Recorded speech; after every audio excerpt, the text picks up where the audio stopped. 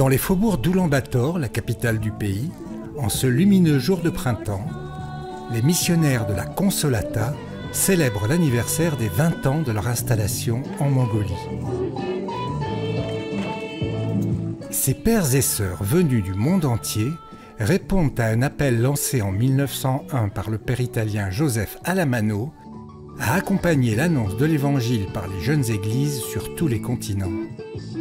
Et la petite famille de l'Église catholique mongole est réunie autour de son chef, le jeune cardinal Marengo, lui aussi membre de la Consolata, pour un moment de grâce et d'allégresse.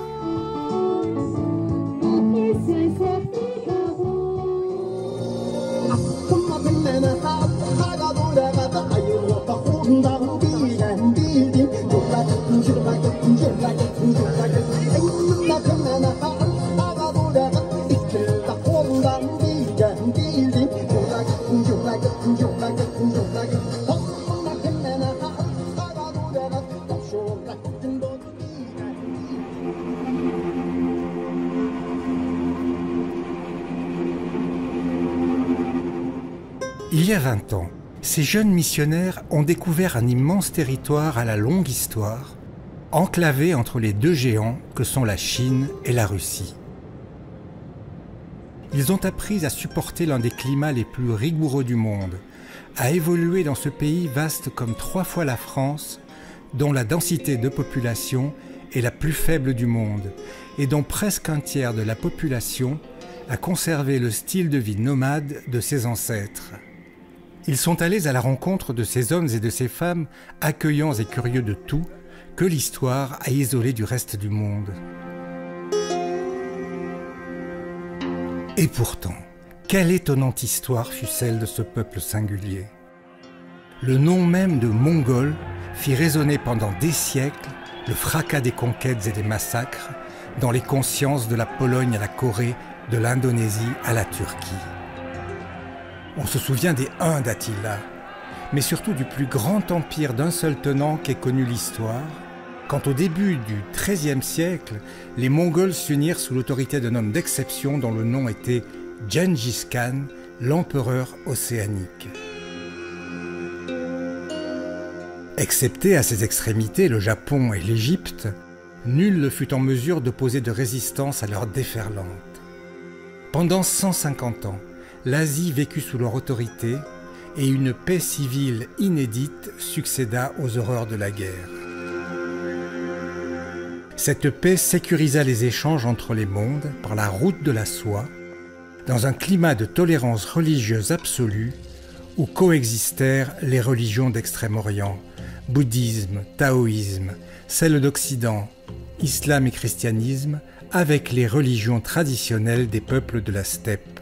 Des voyageurs européens envoyés par le pape, comme Jean Plan de Carpin ou le franciscain Guillaume de Rubruck, ont rapporté des témoignages très précieux de leur séjour dans la capitale de Karakorum.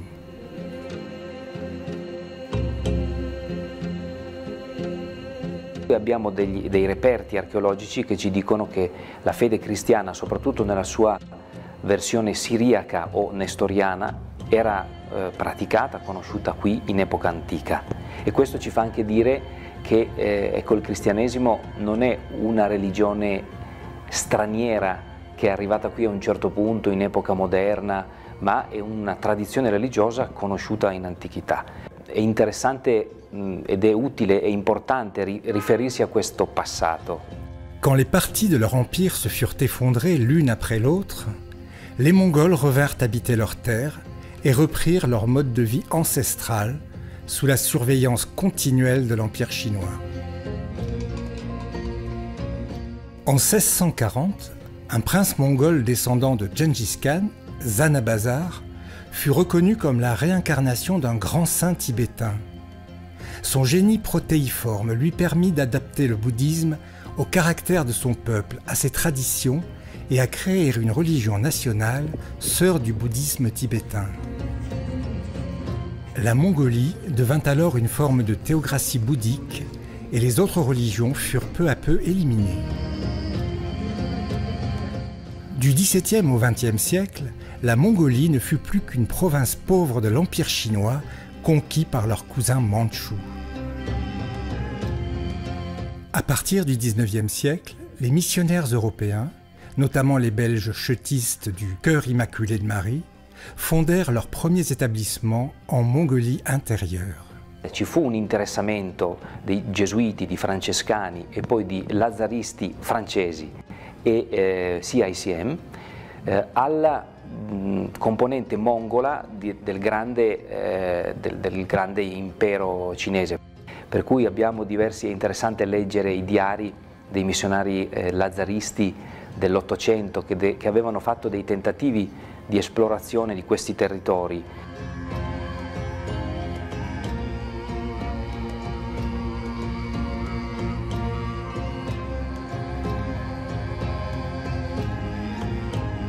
En 1911 cependant, à la faveur de la révolution chinoise, une vaste moitié de la province de Mongolie se déclara indépendante sous le règne du chef religieux Bogdo Khan. C'était la Mongolie extérieure, en opposition à la Mongolie intérieure, qui demeura une province chinoise.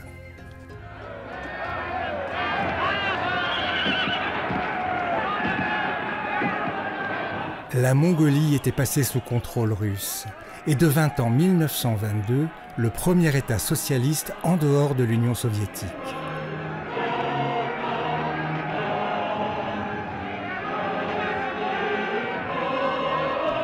La statue du héros de la Révolution, Sukhbaatar, trône toujours au cœur de la grande place centrale d'Oulan-Bator.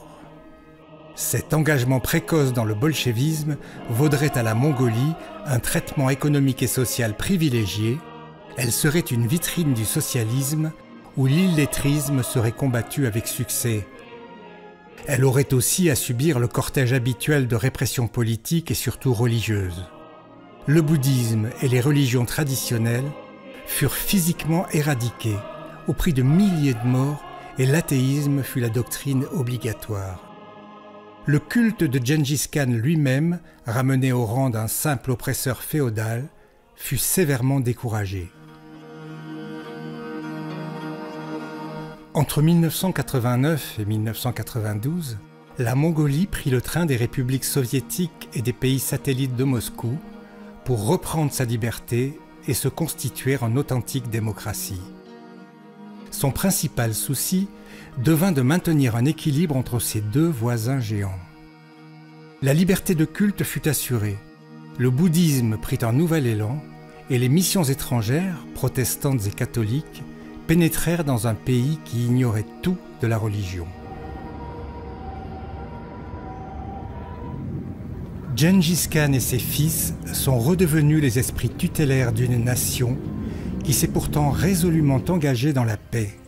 Ces casques bleus des Nations Unies sont respectés partout dans le monde et seuls les rassemblements paisibles de motards rappellent les anciens cavaliers.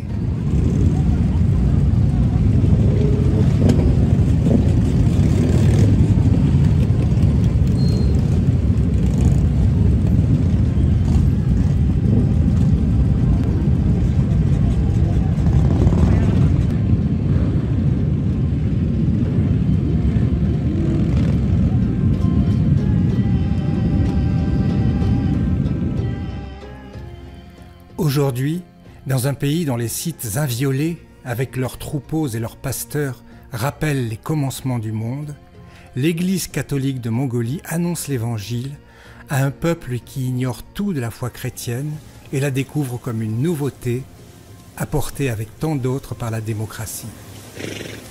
Les fondations de cette Église missionnaire et cosmopolite, partie de rien, ont été élevées par l'évêque Wenceslao Padilla, mort en 2018. Il fut très aimé de ses ouailles et sa mémoire est toujours présente dans les cœurs.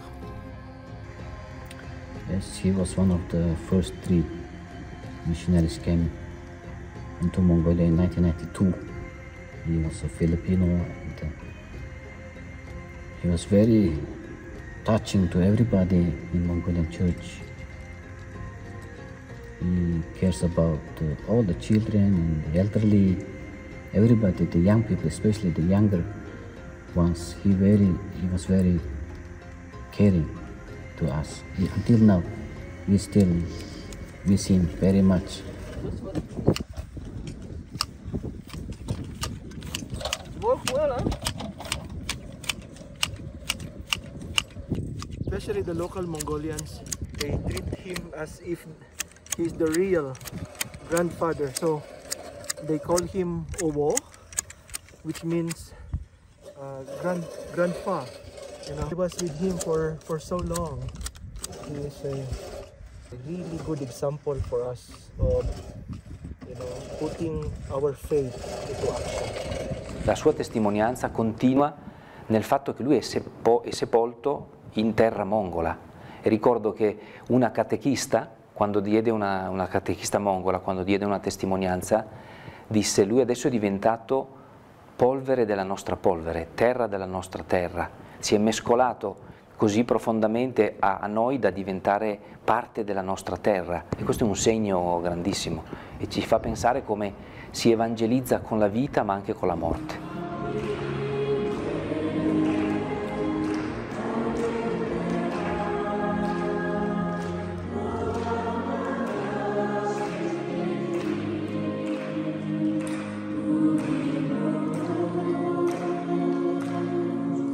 Après la mort soudaine de Monseigneur Padilla, c'est à Giorgio Marengo, missionnaire italien de la Consolata, de poursuivre l'édification d'une église catholique en Mongolie.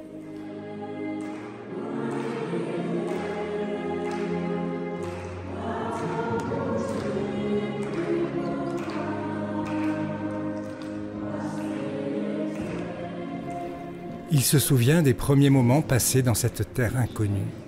Un'impressione che secondo me, quando ho poi riletto il diario di Guglielmo di Rubruck, corrispondeva esattamente alla sua, cioè di essere arrivato in un altro mondo, ma in un senso positivo, in una realtà molto particolare, unica, diciamo, molto originale, questo sì, a cominciare dai suoni, dai colori, dagli odori, dalle persone. Ces gens, les Mongols, ont une forte identité et sont imprégnés des valeurs du nomadisme.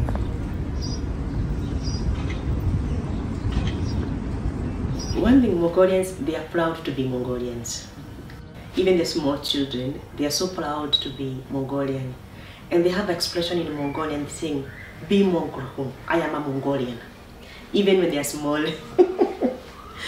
La famille occupe chez les Mongols un point vraiment central. C'est pour cela que comme Africain, je n'ai pas eu de difficulté à m'intégrer dans la culture mongole. Parce qu'on voit ça chez eux. Très tolérant, hospitalier et chaleureux et vraiment attachant. Somebody told me, when you go to Mongolia, be careful because they do not like Chinese. But in fact, I came here, I didn't feel anything like that. La Mongolie est reconnue comme un pays hospitalier, généralement. Mais bon, avec, quand vous allez dans des milieux où les gens sont encore plus ou moins nomades, ça se voit très bien, cette hospitalité-là. Bon, maintenant, dans les grandes cités, avec la sédentarisation, ce côté-là un peu boite un peu. L'hospitalité devient quelque chose à remettre en question un peu, plus ou moins. Puisqu'avec la sédentarisation, les gens ont tendance un peu à vivre entre familles un peu. Bon, je ne peux pas dire individualistes, mais ils sont un peu, se retirent un peu à vivre, ils ont tendance à vivre en famille, papa, maman, les enfants, cette tendance-là. And also the influence of Buddhist religion, they are not violent. Okay, someone gets angry, that is always normal to any society, but naturally they are really peaceful, calm. C'est un peuple très intelligent. Dans le classement mondial du quotient intellectuel, des pays au grand quotient intellectuel, la Mongolie occupe le 10e rang mondial.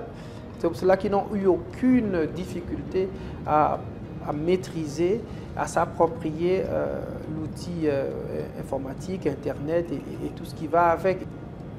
Si sta riscoprendo questa tradizione bellissima, originale, che come è conosciuto caratterizzava i mongoli, che è questa tolleranza interreligiosa, questo approccio alle religioni come a un elemento fondamentale della società, anche in un pluralismo. In Mongolia diverse religioni mondiali come il buddismo, il cristianesimo, l'islam, il taoismo e anche le religioni tradizionali legate allo sciamanesimo erano compresenti tutte sotto diciamo così, il controllo e nel rispetto di una legge comune, che era una legge civile, chiamiamola così, che però permetteva la coesistenza di tradizioni religiose diverse. Quindi questo è un dato dell'identità mongola molto bello, che sarebbe da valorizzare e che oggi, nella Mongolia di oggi, credo che si stia riprendendo e riattualizzando.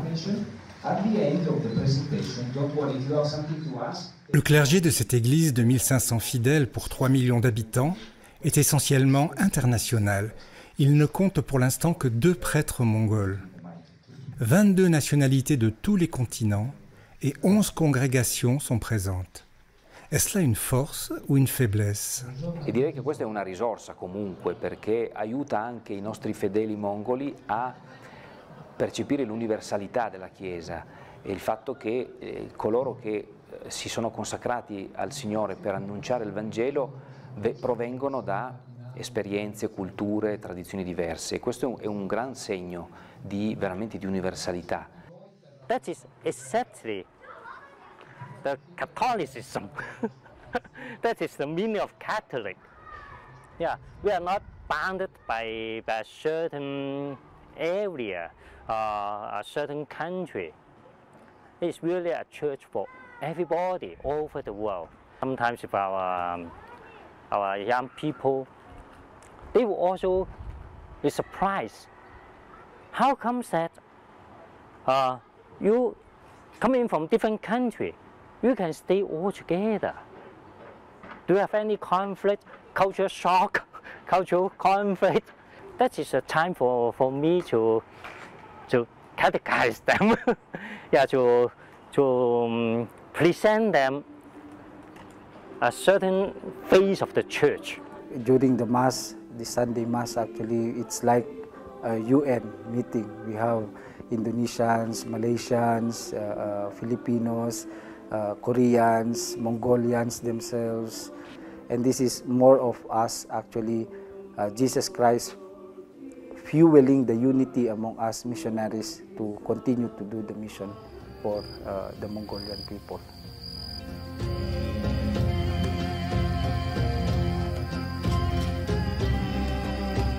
L'identité de la Mongolie, très forte, est liée au bouddhisme et aux traditions chamaniques. Cela induit un rapport au surnaturel qui peut parfois dérouter un regard occidental.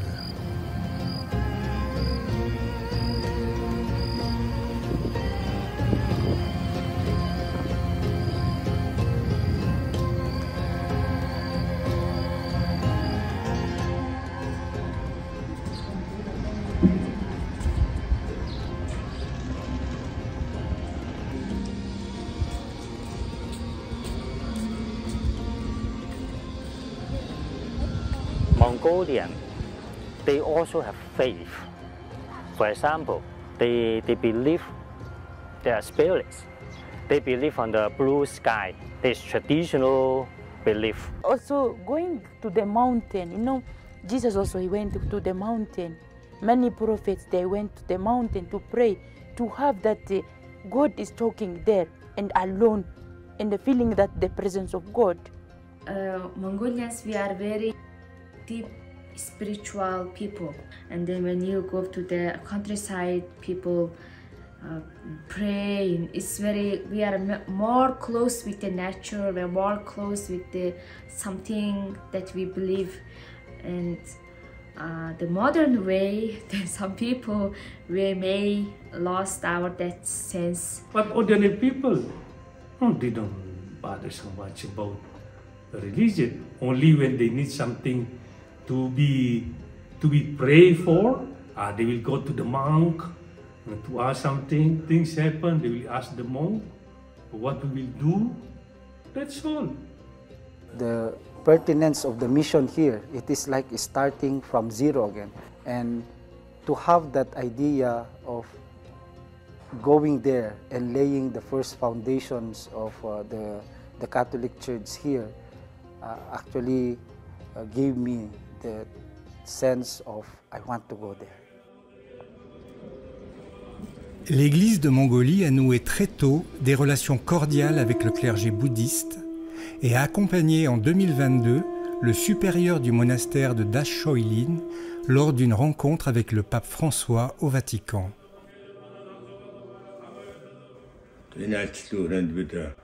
Romain Pape Francis биеэрээ уулзаж ингээд тайван сайн сайхны төлөвлөлтийн сайсан хамтарч ажиллах талаар өөрийнхөө сэтгэл саналаа солилцож уулз сайхан нөхөрсөн уулзалт болсон. Энд бол би бас баяртай талархалтай байдаг.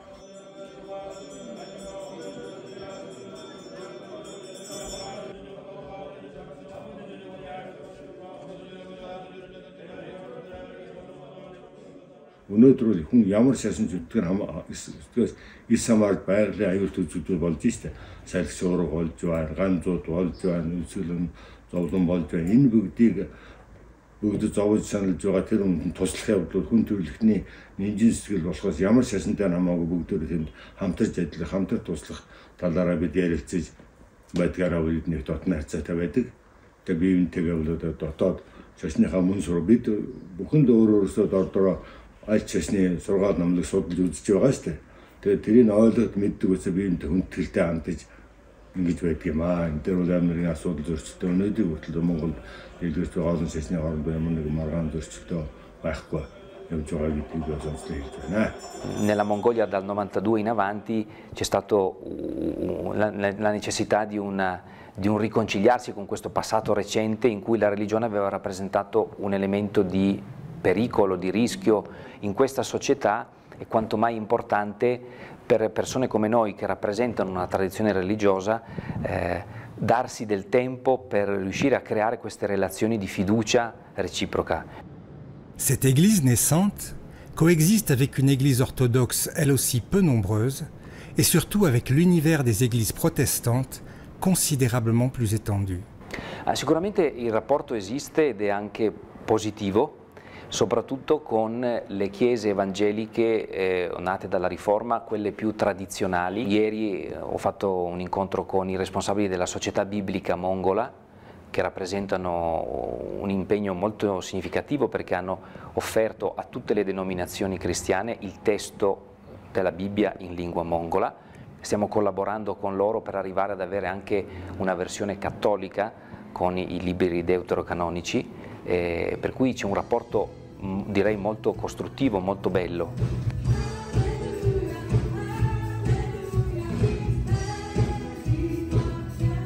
Avec les églises évangéliques, le dialogue est moins structuré. Celle du Verbe divin a été créée il y a 25 ans par un pasteur mongol qui préside aujourd'hui un groupe de 100 églises à travers le pays. For the most of Mongolians, the Christianity is a foreign. Yeah, it's a foreign still. Christianity is quite different culturally, and it's very different than Mongolian culture. That it's not easy for Mongolians to adopt Christianity, Christian faith. It's really important to have a local pastor who can speak their own language, who can experience their same culture, same mindset, and to help Mongolians to be the disciple of Christ. We do have some friends who are Buddhist, who are Catholic, and who is Orthodox. We do have friends, but we are not quite, close to each other. We don't have kind of, regular meetings or regular relationship with. The people think that all the Christian religion is Jesus and they are all same. Which is the Protestant, which is the Catholic, which is, of course we are one. We are all Christian, but at least there is a different ways. So, but they don't distinguish it. People think that when people go to the church, they are poor, and they are very Buddhist, and so that they go to the churches. They have that kind of the idea in the society of Mongolia. Ce que je constate dans la société ici, il y a toujours tendance à créer des classes sociales.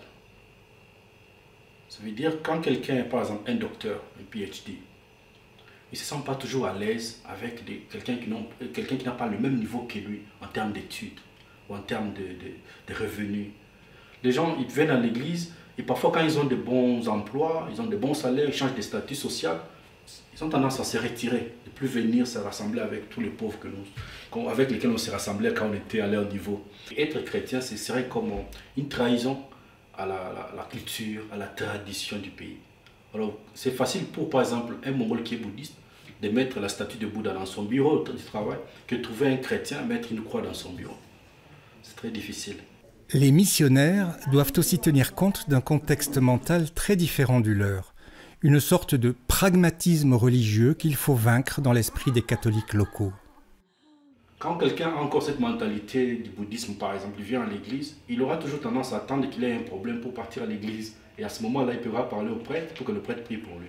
Mais sinon, lorsqu'il comprend que dans l'église chrétienne, dans l'église catholique, ce n'est pas le cas, tu peux aussi parler à Dieu, tu peux avoir des moments de prière personnelle. C'est quelque chose vraiment sur lequel il faut insister beaucoup ici chez nous. Les gens doivent comprendre que tu peux avoir des moments de prière personnelle, tu vas à l'église même sans le prêtre. La fede non è un'assicurazione sulla vita. La fede è un rapporto vivo con la persona viva di Cristo. La fede non necessariamente mi evita la sofferenza, ma mi invita a viverla a una dimensione più profonda, perché il nostro Signore è morto sulla croce per noi, ma a vivere la sofferenza a un livello diverso, un livello di fiducia, di abbandono. Pour les Mongols, l'image pour nous si familière de la croix est un objet d'étonnement et presque de malaise. Some people, they came to the church, but they see the cross is very different. But some other Mongolians, when they come to the church, they first ask the cross, what's that? Why this there is in the center of the church? Ricordo un'estate venne a trovarci una signora con un bambino, credo di 10 anni, una signora credente in Cristo ma non cattolica, che veniva dalla campagna. E quando entrarono e videro il crocifisso, la signora fece un inchino, ma il bambino si coprì la faccia con un senso di paura. Però ricordo che la nonna disse al bambino: non fare così, tu un giorno capirai. Allora mi ha fatto venire in mente le generazioni di cristiani che si sono succedute dal giorno di Pentecoste a oggi, quando il cristianesimo ha incontrato nuove culture. Sicuramente il segno della croce è stato un segno di scandalo, di provocazione. Come fa a essere credibile un Dio che muore sulla croce? Les pouvoirs publics de Mongolie encadrent le prosélytisme de manière claire mais assez stricte, qui rencontre le désir de l'Église de laisser les personnes venir à elle. The mission is not actually to convert them frontally. It is to be with them and hoping that the Holy Spirit will touch the heart of the people through living with them, through showing them by our lives, by our way of living, what Catholic faith is. And we have already experience of that here in our church. We have several livelihood programs, and some of those Mongolians who are now baptized and coming to our church are coming from that. They felt that, what are these people doing actually? Why do they care for us? Why do they came here? These foreigners came here to our land and come here and care for us, teach us things, give us some life, give us some hope. What do they have? And that actually wonder lead them to discover Christ. And that's basically how we try to do the mission with them. We are not supposed to talk about religion in the school. So the main target is to teach them to become an honest person, an honest citizen. Sometimes when the students, they ask me about religion, I will talk with them. And for those who show their interest, I will introduce them to the parishes so that they can study the catechesis here in the parishes, but not in the school. Ici, la notion d'inculturation prend tout son sens. When we even tell them Holy Spirit, they will tell you there is no Holy Spirit because Holy Spirit is bad. So you cannot, how will we then explain to them that there is a Holy Spirit? We have a Holy Spirit who is guiding us always and all these things. C'est vrai que vous croyez dans beaucoup de choses, il y a beaucoup de divinités.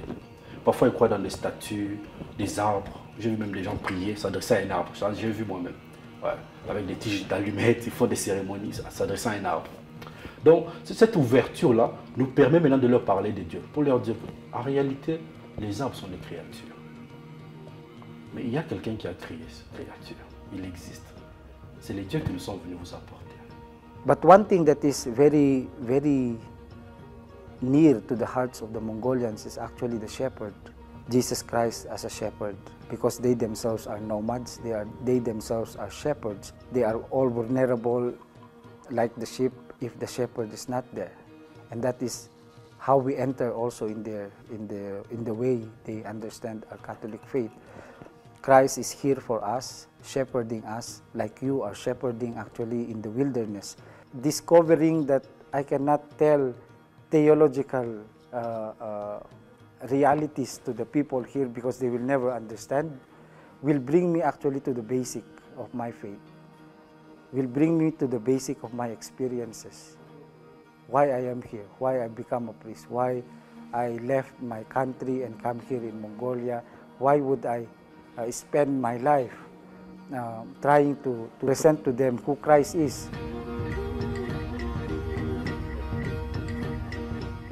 Monseigneur Marengo a fait sienne la formule de l'évêque indien Thomas Menanparempil, selon laquelle la mission consiste à murmurer l'évangile à l'âme de l'Asie.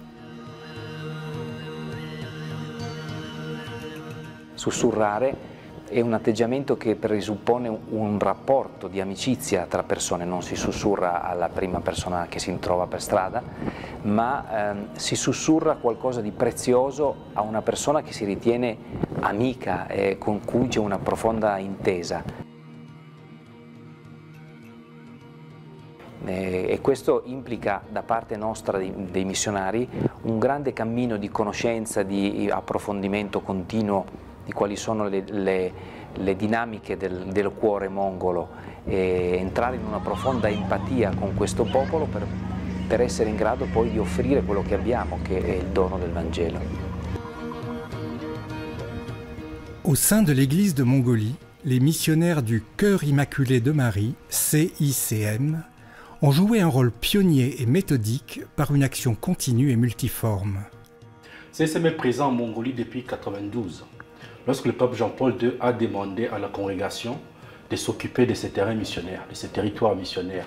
I always joke to some people that we are the Marines of the Catholic Church because we are sent first. We are opening missions, and that is our mark actually in our congregation. De la présence de ces missionnaires belges en Mongolie intérieure au XIXe siècle, le CICM a hérité un patrimoine scientifique inestimable, qu'elle complète aujourd'hui au sein d'un organisme qui porte le nom du plus fameux d'entre eux, le linguiste Anton Moster. Lorsque vous parlez des sciences de la langue mongole, que ce soit au niveau des linguistes ou de la littérature et même de l'histoire mongole, notre centre de recherche a une avancée. Nous avons 11 000 livres que nous mettons à la disposition de ceux qui veulent bien faire de la recherche. Le CICM a joué un rôle éminent pour secourir les enfants abandonnés qui s'étaient réfugiés l'hiver dans les tranchées des canalisations d'eau chaude. Le centre des enfants de la rue, qui est comme une vitrine de CICM Mongolie, a été créé par un Africain. Donc il est arrivé tout jeune et déjà comme en Afrique quoi, c'est-à-dire qu'il va dans la rue, il se promène, il cause avec les gens. C'est comme ça que voilà, il attire à lui les enfants de la rue. Il les remarque et il en fait des amis et ce sont devenus ses fans. Ils sont devenus des fans à lui. Au point où malheureusement le jour où il est mort, Beaucoup d'enfants de la rue n'en revenaient d'ailleurs pas et ils sont allés l'attendre à l'aéroport, attendant que son corps revienne en Mongolie, parce qu'il était mort à l'étranger lors d'un séjour à Hong Kong. Et donc de là, avec son apport, nous avons donc décidé d'organiser un peu cette activité-là en créant ce centre pour les orphelins, disons. Pas seulement les enfants de la rue, mais aussi les orphelins, les enfants délaissés par leurs parents.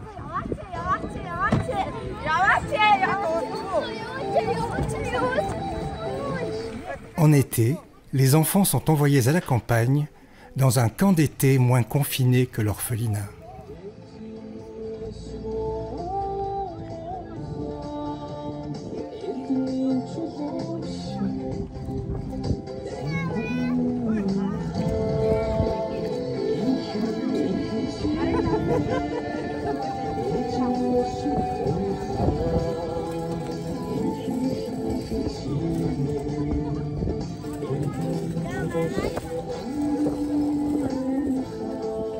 When you look at these children, it's like all of the difficulties here is gone, because when you play with them, that happiness you cannot find it in other places for me.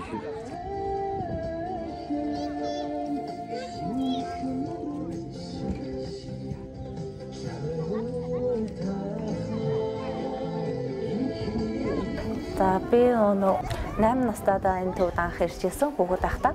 Тэгээд хүүхэд байхдаа энэ төвдөө өсөж хүмүүжээд оюутан болоод ихтэй сургуулаа төгсөөд тэгээд энд нийгмийн ажилтнаар нийгмийн сэтгэл судлаар төгсөөд нийгмийн ажилтнаар 2 жил төвдөө ажилласан.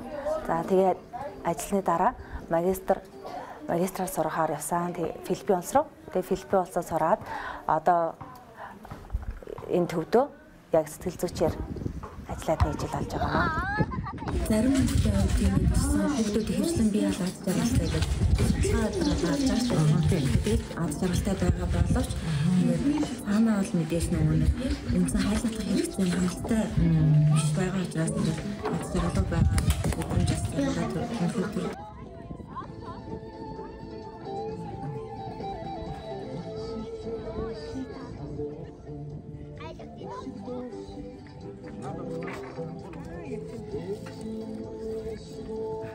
C'est difficile de ne pas s'attacher parce que de temps en temps on est en contact avec eux et dans notre travail on doit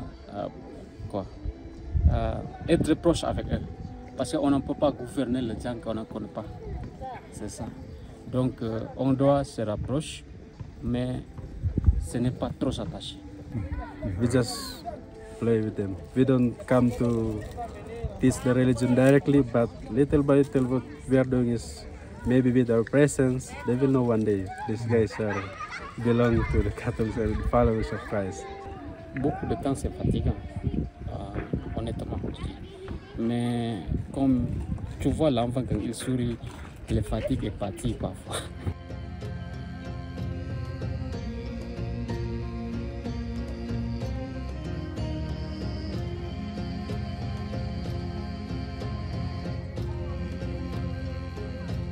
Comme dans de nombreux pays auparavant, une mission privilégiée de l'Église est de faire émerger une élite locale.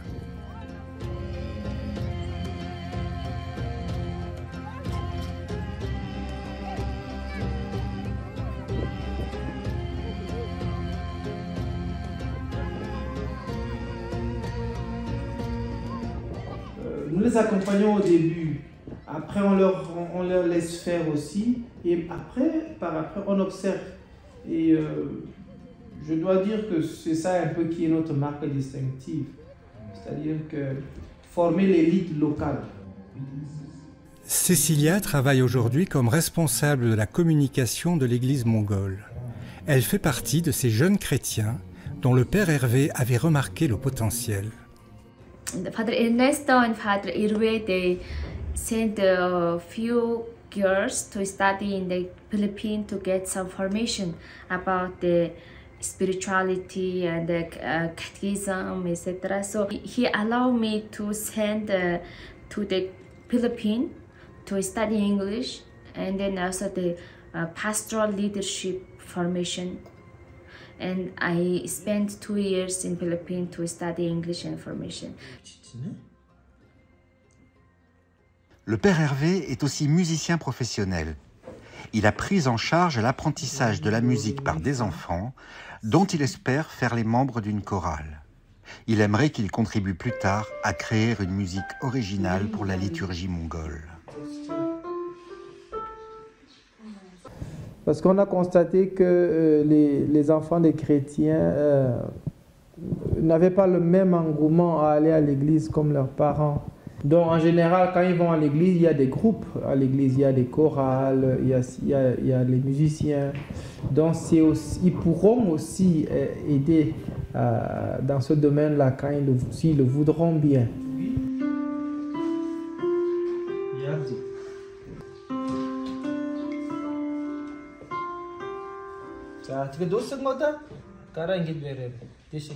Et ça prendra du temps. Donc on aura au moins 3 ans à travailler ensemble. Et je pense que pendant ces 3 ans-là, quelque chose de bon pourra sortir. Dans sa grande tradition missionnaire, l'Église investit beaucoup d'énergie et d'espoir dans la jeunesse du pays.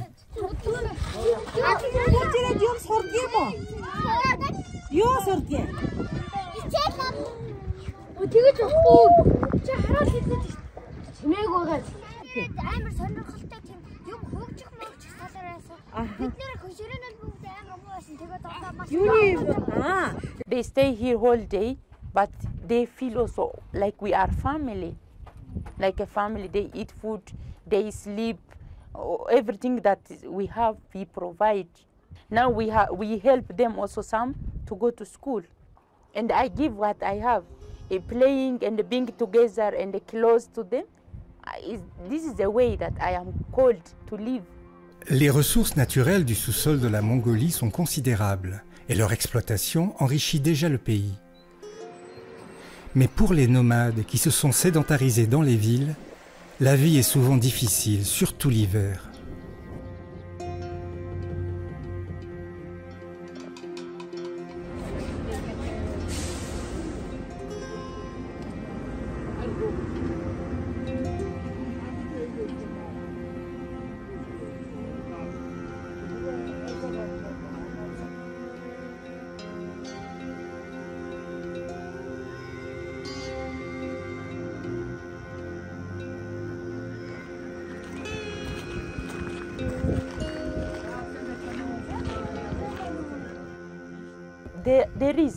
There is this poverty of really sustaining their family, how to live. But they are not regretting or they are not feeling burden. But their life is very simple. That simple life, though they are poor, with what they have, they are happy. For these 6 months, many people who doesn't have permanent job, they go to camps, they get money, construction. But during winter, you can't go to the construction sites unless internal finishing. Though the government gives some initiatives, it's not enough. And this poverty is coming more in town more than the countryside. Tout Mongol vous dira que ça va mal dans le pays, on vous parlera de la pauvreté. Je vois qu'il y a toujours des choses qui changent, de nouvelles routes, de nouveaux bâtiments.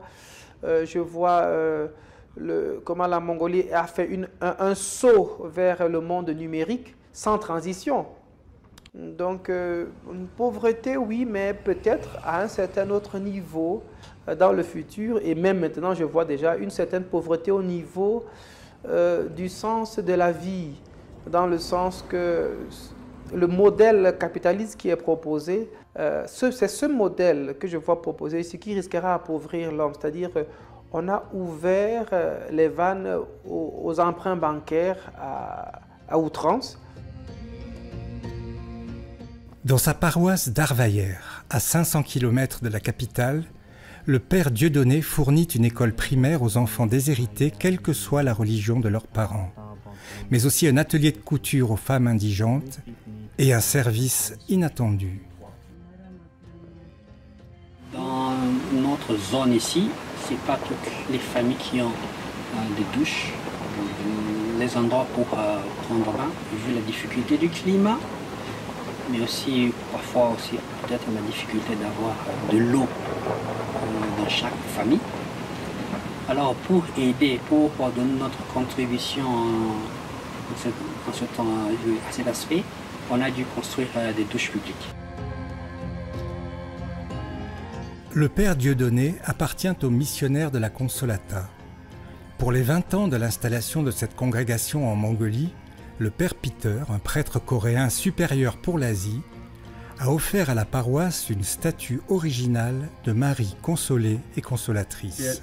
Beatissima Virgen Maria, Madre del Signore nostro Gesù Cristo, et concedi chiunque amerà venerare ed onorare con suppliche.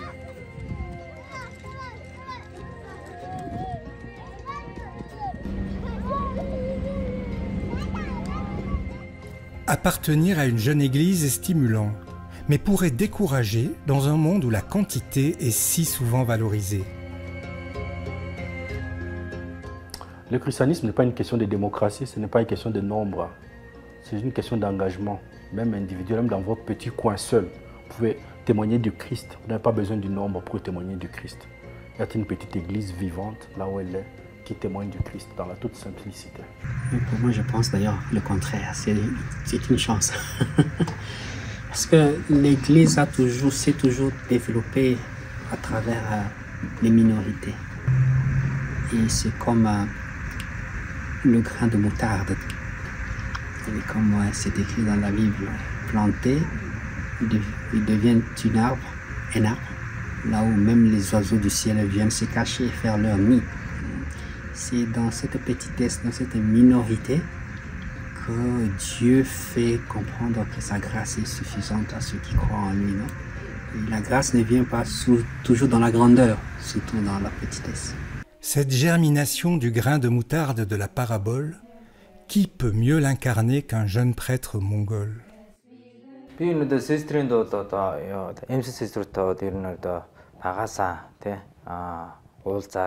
Тэгээд систрүүдийг хэрхэн амьдарч байсан тэр хүн нөхцөл байдлыг ер нь харж үзсэн. Тэгээд систрүүдээр дамжуулаад би бас одоо сургуулиуд суралцах тийм бас боломж өгсөн.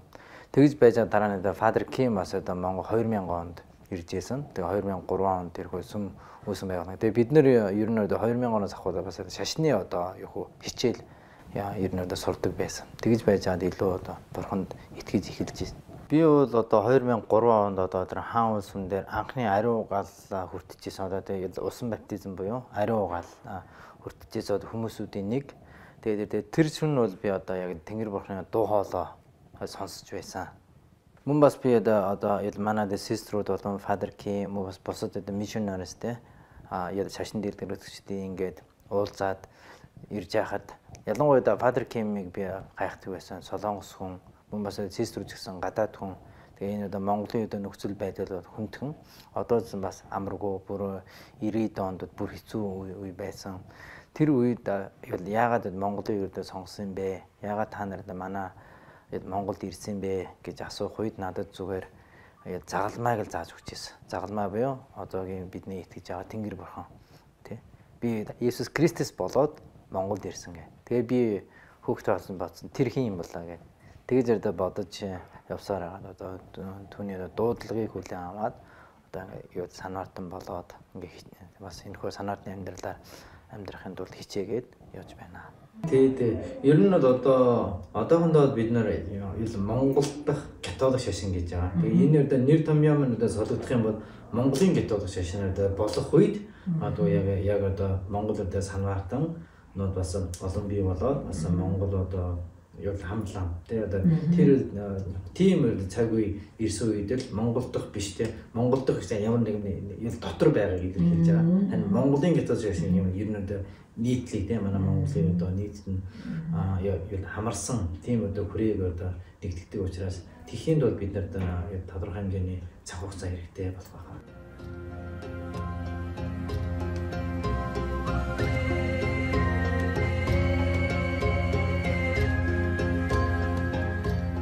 Credo che quella dimensione di periferia che sta molto a cuore al Santo Padre offra alla Chiesa universale la bellezza di confrontarsi con una Chiesa che appunto vive in una situazione di marginalità, non solo di minoranza, ma proprio di marginalità nella società, che però non è vissuta con un senso di depressione o di mancanza di qualcosa, ma come un dato di fatto che ci riporta tra l'altro all'esperienza primitiva della Chiesa, quando le prime comunità cristiane rappresentavano anche loro una piccola minoranza in società largamente diverse con altri punti di riferimento, e questa esperienza ecclesiale noi la viviamo oggi nel XXI secolo,